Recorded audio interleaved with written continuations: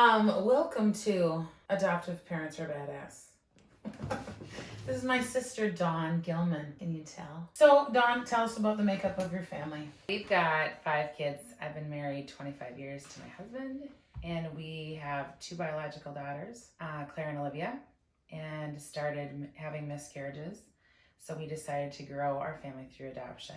Then we adopted Eli. He's 16 now. Monte is 15, and Molly will be 10 this week. Did you get them when they were babies? Yes, right, as infants. And we were open to adopting outside of our race.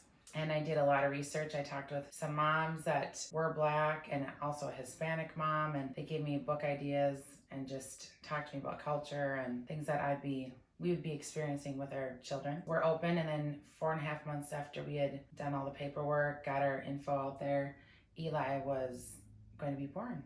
And we flew on down to Florida and got a cute baby.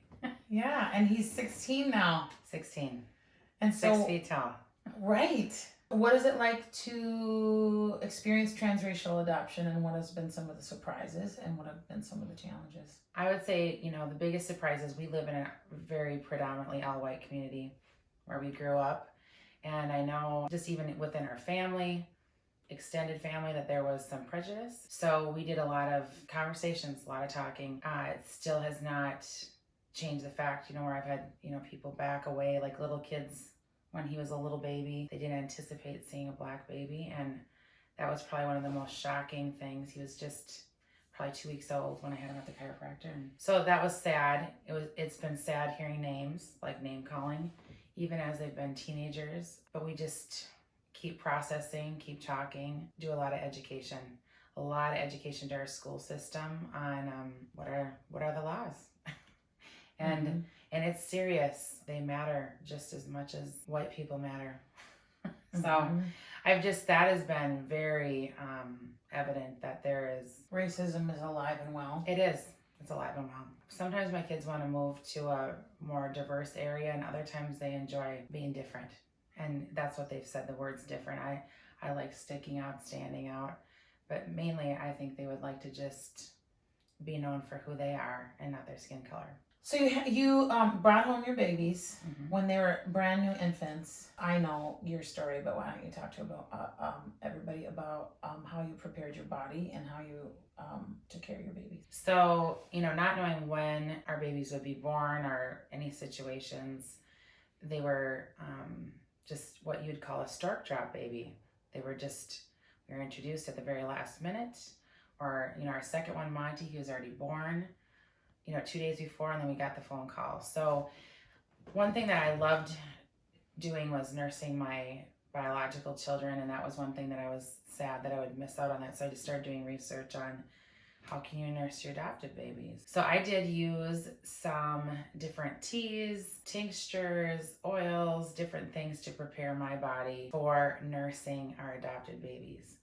We got a call for Eli on a Friday night that he was going to be born on Monday, and by the time I got there, I already had some colostrum happening. I didn't pump or do anything like that to get ready. I just was applying things, drinking the tea, and then praying to God that this would happen. And I did. I started to definitely have something happening there. So we had to wait 1 full day before we got all the clearance, and I got to start nursing him right in the hospital. So one of the funniest things is I had a nurse come in, and she could see me in the nursery with this beautiful big Black baby, because he was almost 10 pounds, nursing on me, and seeing my husband and I standing, my husband was standing by me, and she slapped her leg and said, that she's seen it all, and how the hell are you doing that? And then she said, go on down the hall and show these mamas how to do that, because she put her ear down and she could hear him gulping, and she was blown away. Things went really well with that. So I bottle fed and nursed with him. Our Monte, again, he was born over a weekend, and we got there 5 days later. He too latched on and nursed, but I also did both, bottle feeding and nursing. And with our Molly, our last one that was born, a good friend of ours gave me garbage bags full of amazing milk. And I would wear the little pouch with the tubes on my nipples, and then so I basically did the whole feeding till she was about 4 months old. And we did introduce a little formula with her as well. It was powerful, it was beautiful and amazing, and anybody can do this. Anybody can nurse.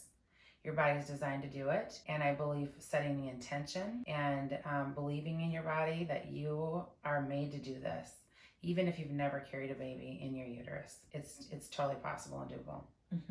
And your body just knows that these are your babies. Yeah, and it's so great. It's so incredible, and those birth moms are so brave and courageous and loving to choose life for their babies, and I love being their mom. Totally. What would you say to people? So I know that infertility was part of the reason that you chose adoption to expand your family. What is some advice that you have for people that are considering adoption? I would talk to people who have adopted. You know, I started reaching out to different people. Some people go through the foster care system, or if you're in Minnesota, for example, there's Minnesota's Waiting Children.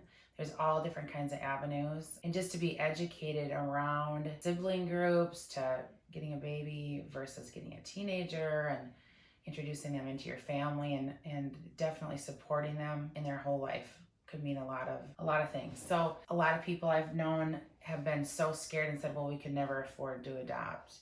And that is something that I just want to debunk right now, because now is the best time in the world to adopt babies, because we have amazing tax credits that are available. And I believe it's even upwards into $14,000 or $15,000 of a tax credit.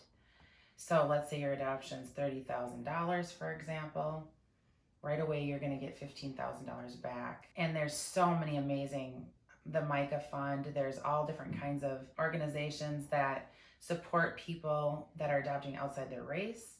There's people that they've had successful adoptions and they love to give to others. We've been blessed, and we've been able to help support other families bring kids into their life through adoption. You know, surround yourself, find a community online, or, you know, message Rachel or Kelly and they'll get you to me. But there's great avenues, and it's completely doable to even do within the country. And know, like, things can go very fast. If these kids are supposed to come into your life, ours went very fast with Monte, 10 days. From when we were online till we got a phone call, 10 days. And I had a little guy in my arms. And so, yeah, it's dynamite. And there's all different kinds of scenarios. People get very concerned about open adoptions, and I'm telling you, it can be the biggest blessing for your children, for yourselves, for your family and your circle, to have more people love these kids. It's just shown me such a different world, and I'm grateful that from the miscarriages, the silver lining has been our adoptions. And I believe I'm a better human being because my kids have shown me a whole new world. Totally.